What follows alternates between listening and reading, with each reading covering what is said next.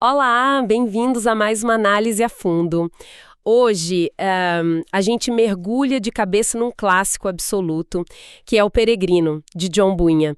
É uma daquelas obras que, séculos depois, ainda tem tanto a dizer. Com certeza. E vamos pegar a estrada com os nossos protagonistas, Cristão e Esperançoso, num momento muito específico.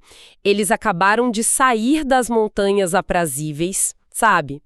Um lugar de clareza, de descanso e, como sempre acontece, depois de um pico vem o vale. A jornada deles entra numa fase de testes, que para mim são os mais perigosos. Aqueles que não parecem perigosos. Exato. É isso. A missão aqui é decifrar as armadilhas que se disfarçam. Sabe, de atalhos, de ajuda. Não estamos falando de, monstros com espadas. São ideias que parecem lógicas, fraquezas que paralisam e conselhos que soam bem, né? Mas que no fundo te desviam. É sobre como a autoconfiança, o medo e até a bajulação são testados. Certo, então vamos lá. Logo de cara, eles encontram um sujeito. Ele vem de uma estradinha lateral. O texto chama de Alameda Sinuosa. E o nome dele já entrega tudo. Ignorância. Já diz tudo. E Cristão sempre muito direto, né? Pergunta como ele espera chegar à Cidade Celestial, a resposta dele é... Bom, é um clássico. É quase um currículo perfeito se você parar para pensar. Ele diz, olha, eu sigo a vontade do meu Senhor, vivo uma vida boa, dou a cada um o que é seu, oro, jejuo, Paga os dízimos. pago os dízimos, dá esmolas. Basicamente, ele lista as boas ações dele como se fossem um passaporte já carimbado, entende? Totalmente. Ele acredita que aquilo é o ingresso. Exato. O que me impressiona é a confiança dele. Ele não tem a menor dúvida. E quando o cristão tenta explicar que, na verdade, é preciso entrar pelo portão estreito lá no começo, o ignorância basicamente dá de ombros, ele fala algo como: olha, cuidem da vida de vocês. De onde eu venho, todo mundo faz assim. Por essa alameda verdejante, ele diz, que é muito mais agradável. Isso. E essa alameda verdejante é uma metáfora genial. O que Bunyan está mostrando aqui é que a autossuficiência religiosa, ela não tem uma aparência feia ou maligna. Uhum. Pelo contrário, ela é agradável, é lógica, é o senso comum. É aquele caminho que diz, seja uma boa pessoa e tudo vai dar certo. Faz todo sentido, né? Na superfície. Faz todo sentido. Só que ignora o ponto de partida que na alegoria é essencial, o reconhecimento de que você não consegue sozinho, que precisa começar pelo lugar certo. Então, a grande armadilha do ignorância não é a maldade, mas uma espécie de bondade autossuficiente que o cega. É isso? Perfeitamente.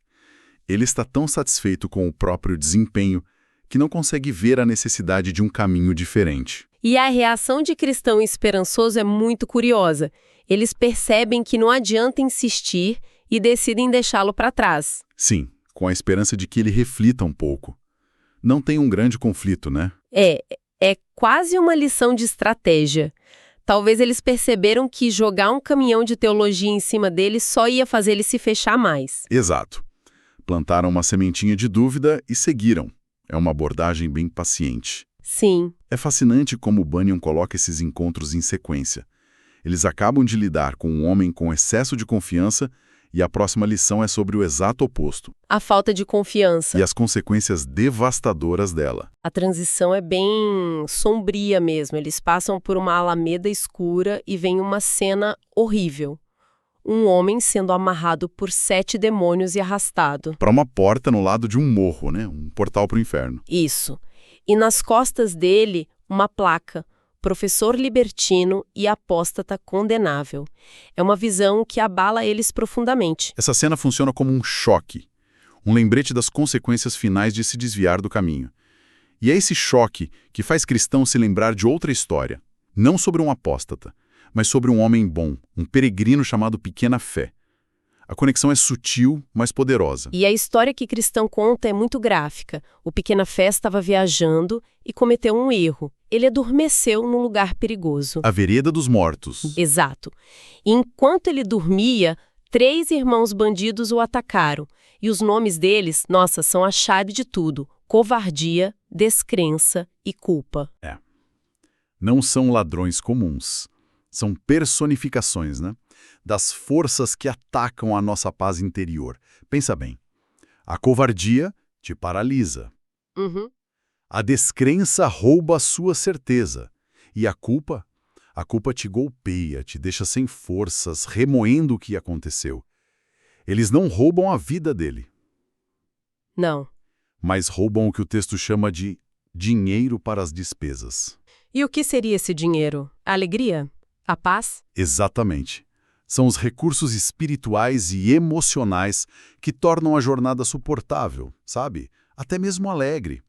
Eles roubam a confiança, a paz de espírito, o consolo. Deixam eles sem recursos para continuar o caminho de forma leve. Isso. Mas daqui vem a parte que eu acho mais intrigante. Eles não levaram tudo. Não. O texto diz que os ladrões roubaram o dinheiro, mas não as joias dele. E o mais importante, não levaram o certificado, que era o documento para entrar na cidade celestial. Por que os ladrões deixariam as coisas mais valiosas para trás? Essa é a distinção teológica central que Bunyan quer fazer, e é brilhante. As joias e o certificado representam a salvação dele, a herança eterna. Entendi. E isso não pode ser roubado por forças externas como o medo ou a dúvida. A fé dele era pequena, por isso ele foi subjugado. Perdeu os confortos diários. A paz dele. Exato. Mas a salvação dele não dependia do tamanho da fé naquele momento, mas da promessa que ele recebeu lá no início. O texto diz que a piedosa providência fez com que ele não perdesse tudo. Eu entendo o ponto teológico, mas do ponto de vista humano, as consequências para ele foram brutais. Ele perdeu a paz. Sim, completamente. Cristão conta que o Pequena Fé passou o resto da viagem se lamentando, tendo que mendigar, vivendo uma vida de angústia. Ele tinha garantia do destino, mas a jornada virou um inferno. E isso é um retrato psicológico muito poderoso do que, sei lá, hoje a gente talvez chamasse de trauma. A experiência foi tão marcante que ele não conseguia mais acessar a verdade do que ele ainda possuía. Ele ficou focado na perda, né? Totalmente. Focado na perda do dinheiro e se esquecia que as joias e o certificado ainda estavam com ele. É a imagem de alguém que tem a promessa da vitória, mas vive como se já tivesse sido derrotado. Essa história toda gera um debate bem intenso entre cristão e esperançoso. O esperançoso que é mais novo na fé e um pouco mais impetuoso, digamos assim. Um pouco, né? Ele começa a criticar o Pequena Fé e a primeira pergunta dele é: por que ele não vendeu as joias para poder comer? Teria resolvido o problema. E a resposta de cristão é dura, mas essencial. Ele o compara com a figura bíblica de Esaú, Que vendeu o direito de primogenitura. por um prato de lentilhas. Cristão explica que Esaú fez isso porque valorizava mais o conforto imediato, o desejo carnal, do que a sua herança espiritual. Ele não tinha fé. Ah, Pequena Fé, por outro lado, tinha pouca fé, mas essa pouca fé era genuína. Genuína o suficiente para que ele jamais, em hipótese alguma, vendesse suas joias. Ele preferia sofrer a viagem inteira, abrir mão da herança eterna dele. nossa. Existe uma diferença enorme entre ter fé fraca e não ter fé nenhuma. É isso, precisamente.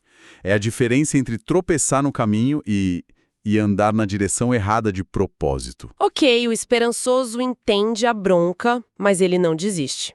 Ele muda de tática e diz: tudo bem, mas ele foi um covarde.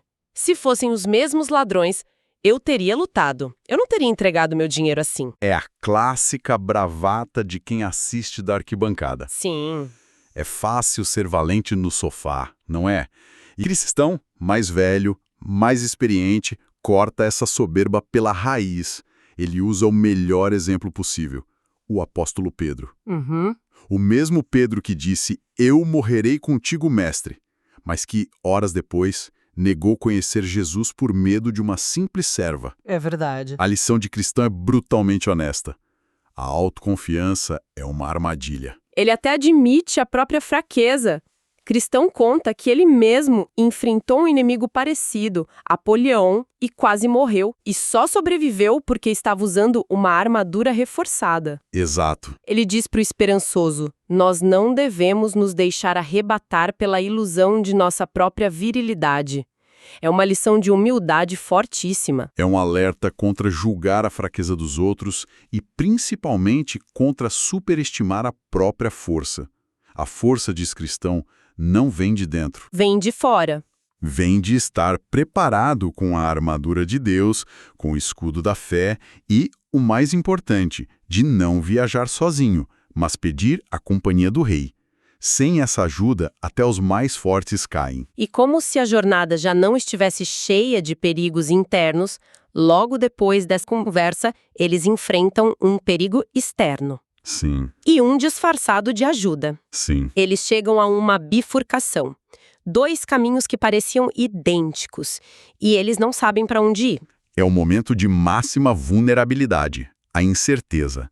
E é exatamente nesse momento que a próxima armadilha aparece. Surge um homem. De tez sombria, mas coberto de um manto muito claro. A descrição já é um spoiler, né? Totalmente. Ele se aproxima, muito solícito, e quando descobre que eles vão para a cidade celestial, ele diz: ótimo, eu também estou indo para lá, venham comigo. Para os peregrinos confusos e parados, deve ter soado como música. Um guia apareceu. Exato. E a armadilha do adulador, como ele é chamado, é genial, porque ela explora o nosso desejo por respostas fáceis em momentos de dúvida. Uhum. O manto branco é a aparência de retidão, de autoridade, de alguém que sabe o que está fazendo. E eles confiam na aparência e nas palavras suaves dele. E o resultado é que eles os guiam por um caminho que sutilmente começa a se curvar. Quando eles se dão conta, estão andando na direção oposta. De costas para o destino. Isso. E aí, de repente, caem numa rede escondida. Estão presos. O homem deixa o manto branco cair, revela quem ele é de verdade e vai embora. É uma imagem muito poderosa. O adulador não usa força, ele usa engano. E a armadilha só funciona porque, na incerteza deles, eles se esqueceram de uma coisa fundamental. O quê? Consultar o mapa e as instruções que os pastores deram para eles nas montanhas aprazíveis. Eles tinham informação, mas na hora da dúvida, preferiram seguir um estranho carismático. E é só quando eles estão presos na rede se lamentando que o cristão se lembra do aviso dos pastores. Cuidado com os aduladores. A memória veio tarde demais. Pois é. É o clássico, eu sabia. Eles tinham a ferramenta, mas não a usaram. A lição aqui é que a maior defesa contra o mau conselho, muitas vezes, não é a nossa inteligência no momento. É a memória, então? É a nossa capacidade de lembrar e aplicar o bom conselho que a gente já recebeu. A libertação deles também é bem marcante. Aparece um ser resplandecente com um chicote na mão. Ele rasga a rede, mas antes de libertá-los, ele faz uma série de perguntas duras. Sim. Os pastores não lhes deram o mapa, não os avisaram sobre o adulador. E eles admitem que sim, mas que esqueceram de olhar. E a consequência não é só uma bronca verbal. O ser resplandecente faz eles deitarem no chão e os açoita. É uma cena forte. É forte. E ele cita uma passagem que diz: repreendo e disciplino aqueles que eu amo. É um ato de amor corretivo, não de punição vingativa. Uma correção dolorosa, mas necessária. O texto diz que eles seguiram viagem, gratos pela libertação, mas com o lombo lanhado. A dor serviria como uma lembrança física. Para não cometerem o mesmo erro de novo. Às vezes, as lições mais importantes são as que deixam cicatrizes. Exato. Essa passagem toda nos deixa com uma reflexão muito atual. A jornada deles mostra que os maiores perigos não são os monstros óbvios, mas as ideias que parecem lógicas, como as do ignorância. E as pessoas que parecem amigas, como o adulador. Exatamente. Na nossa próxima conversa, vamos continuar seguindo os passos de cristão e esperançoso por esse livro incrível. Isso nos leva a uma questão final para refletir. A gente viu como os peregrinos caíram facilmente na rede do adulador porque ele apareceu num momento de incerteza e disse o que eles queriam ouvir. Uhum. Isso me faz pensar, na nossa era de algoritmos, de bolhas de informação, onde as redes sociais são projetadas para nos entregar exatamente o conteúdo que reforça nossas crenças. Será que não estamos todos sendo guiados por um tipo de adulador digital, que sutilmente curva nosso caminho, nos afastando de destinos que a gente nem percebe que está abandonando? O que serve como nosso mapa quando a própria estrada parece nos bajular? Que Deus abençoe a todos.